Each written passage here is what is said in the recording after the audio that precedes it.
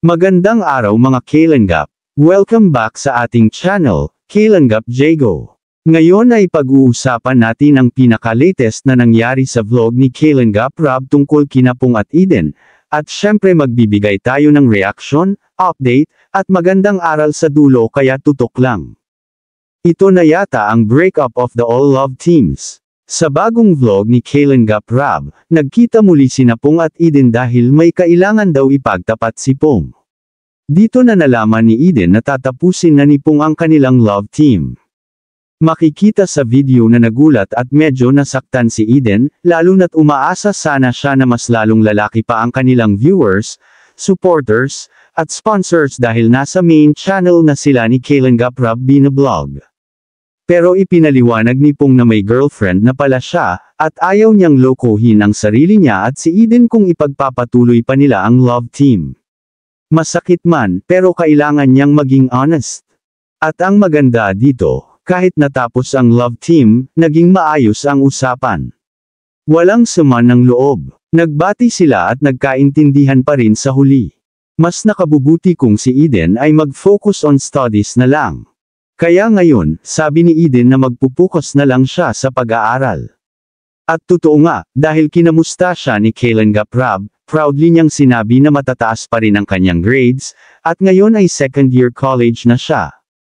Hindi lang namalayan na kamakailan lang naganap na ang ribbon pinning ceremony ni Eden bilang isang student nurse. Ito ang simbolo na papasok na siya sa panibagong yugto ng journey niya bilang future nurse. Nakakabilib ang sipag at determinasyon niya. At hindi pa dyan nagtatapos ang good news, dahil ibinalita rin ni Kalenggap Rob na naka-line up na ang pabahay para kay Eden. Matagal na siyang kasama sa batch 1 ng Kalingap Angels pero wala pa siyang sariling bahay noon dahil kulang pa ang sponsors. Pero ngayon, isasama na siya sa listahan. Kita mo talaga kung gaano ka-supportive si Kalingap Rob kahit may mga pinagdaraanan ang buong team. Kaya sobrang saya ni Eden nang marinig niya ang balitang ito. Aral sa video. Minsan, may mga bagay na hindi natin inaasahan, may mga love team na natatapos, may mga planong hindi natutupad. Pero kapag nagpapatuloy tayo sa sipag, determinasyon, at mabuting puso gaya ni Eden, darating at darating pa rin ang mga biyaya sa tamang panahon. Huwag mawalan ng pag-asa, maging matatag, maging masipag, at huwag kalimutan maging grateful.